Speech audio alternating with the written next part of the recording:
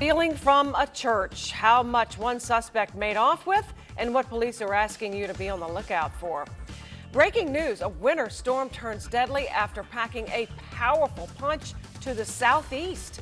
Thousands still in the dark and even more stranded around the country. And that storm system is leaving us with very cold temperatures this morning. I'll show you where we are and if we'll warm up in your 9 First Warning forecast. 9 on your side starts now. Good morning, Tri-State. I'm Julie O'Neill. It is Monday, December 10th. We want to get a first check of your 9 First Warning forecast with Barack Shapiro. Good morning, Julie. Good morning, everyone. Finally seeing some skies or clear skies return to the Tri-State. Overnight, those clouds really kind of skedaddled and moved out of here.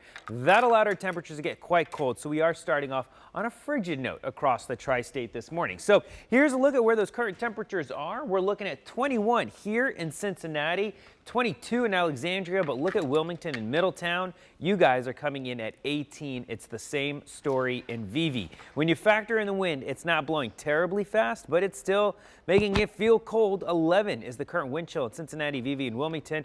Not much better in Lebanon, feeling like 12. So as you wake up this morning, smash that snooze button on that alarm clock. Temperatures will basically be in the upper teens through 8 o'clock. I'll show you if we have a warm up headed our way in that next 9 First Warning forecast. Jacqueline, good morning. Hey, good morning, Barack. So we do have some construction out there that's mainly going to impact those of you on the west side of town. So 74 eastbound over to I-75 northbound, that ramp is closed this morning for some construction. So just a heads up, it should wrap up a little bit later on in the morning commute, but for now you can't take that way this morning. That drive time there on 74 is still looking good, and the rest of our big board looks to be doing okay. It looks like we do have reports of an accident on 275 over on the southeastern portion of the 275 loop, so I will check in on that and give you another update here shortly. Julie. All right, Jacqueline, right now, Wyoming police need your help catching this church crook. Look at the video here. It's pretty good. Police say he took off with a backpack from Friendship United Methodist Church Sunday afternoon. Inside that backpack, a laptop and some electronics used for Saturday night's drive-through nativity. And it's worth thousands of dollars. You can see the thief get into a red vehicle and drive off right here behind me. If you know who this is, call Wyoming police. Happening today, a suspected serial porch pirate in Green Township will be in court. Police say Andrew Felix of Miami Township was caught on camera Thursday taking packages. They contained, among them, a half-gallon urine jug, gym shorts, and a 27-pound bag of dog food. He's accused of taking more packages on Friday, filled with almost $200 worth of women's clothing. We showed those pictures yesterday, and now they have him. They say. Developing now, a Cincinnati staple, Terry's Turf Club, says it is closing its doors. The owner is retiring. A Facebook post from the restaurant says they will close in about 2 weeks.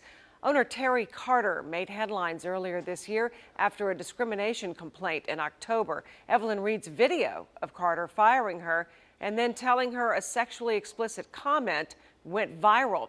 She says Carter, quote, often made inappropriate comments about female employees and customers. Breaking this morning, at least 4 people are dead after a massive winter storm slams into the south. Ice causing a major mess for commuters both on roads and in the air. ABC's Janae Norman is tracking the storm this morning and has more on the nightmare millions are facing. This morning, a major winter storm is crippling cities not used to dealing with these conditions. States of emergency have been declared in Virginia and North Carolina, where as much as a foot of snow has already fallen. North Carolina is in the cold, icy grip of a mammoth winter storm. The State Highway Patrol has responded to more than 500 crashes. Cars skidding off the roads and drivers facing near whiteout conditions. I'd say stay off the roads if possible, but you know people's going to get out and play. The storm turning deadly in Matthews, North Carolina, where a tree fell on a car, causing the driver to crash into a church. Across the border in South Carolina, police say 3 men died of carbon monoxide poisoning, possibly because of a generator used for heat. Overnight in Raleigh, thousands of people are without electricity and heat. Power outages remain the biggest problem here in Raleigh. Several trees came crashing down. This one taking up 2 lanes of traffic on a highway. The storm forcing hundreds of flight cancellations at major hubs. 7 inches of snow falling at Raleigh-Durham International, the most at that airport in nearly 20 years. And record snow in Charlotte with nearly 3 inches, the snowiest December since 1997. I mean, how often in North Carolina do you got to get this thing out? Never. It's the first time? It's the first time. The snow is so deep in Greensboro where they got a foot.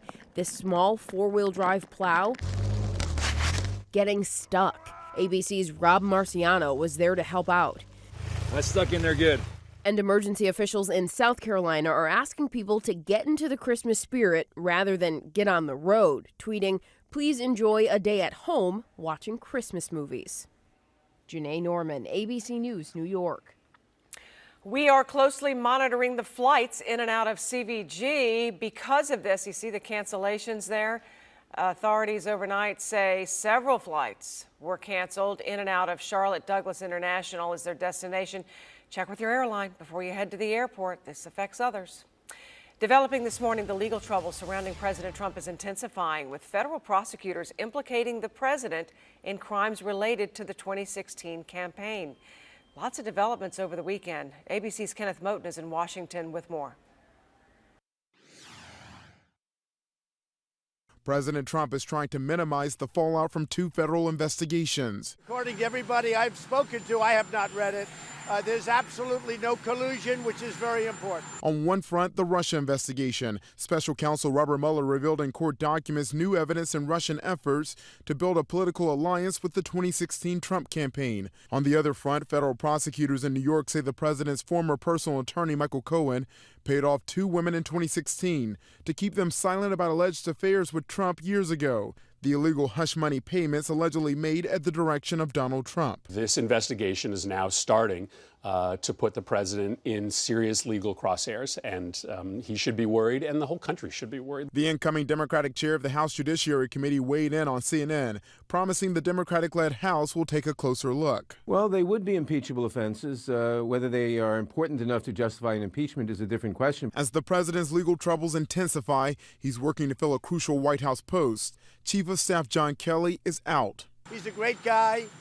John Kelly will be leaving at the end of the year. The president has publicly praised Kelly, but sources say their relationship has been rocky. Top advisors expected the vice president's chief of staff, Nick Ayers, would replace Kelly. But over the weekend, Ayers tweeted he will also be departing at the end of the year. We'll be announcing who will be taking John's place. It might be on an interim basis.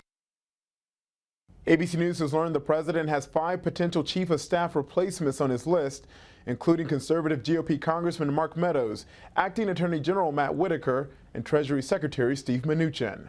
Kenneth Moten, ABC News, Washington.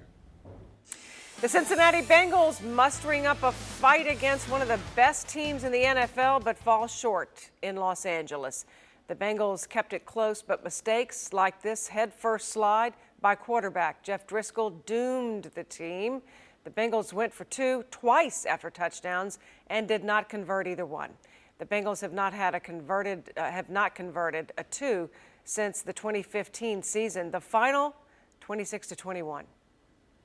This team, our fan, they deserve a win, and we got to keep pushing and grinding and get guys in position to make plays. I mean, you know, to say a moral victory for Tyler Boyd, that ain't worth nothing.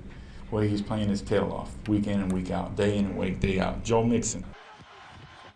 With the loss and the Browns beating the Falcons, the Bengals are now in dead last in the AFC North. Next Sunday, they face the Raiders at Paul Brown Stadium. Kickoff is at 1. Barack. Julie, right now we are dry. I'll show you when I expect our next opportunity for some wet weather in that 9 first morning forecast. All right, Barack, child's clothing recall. It's still ahead. Why Meyer wants you to take these hoodies back to the stores immediately.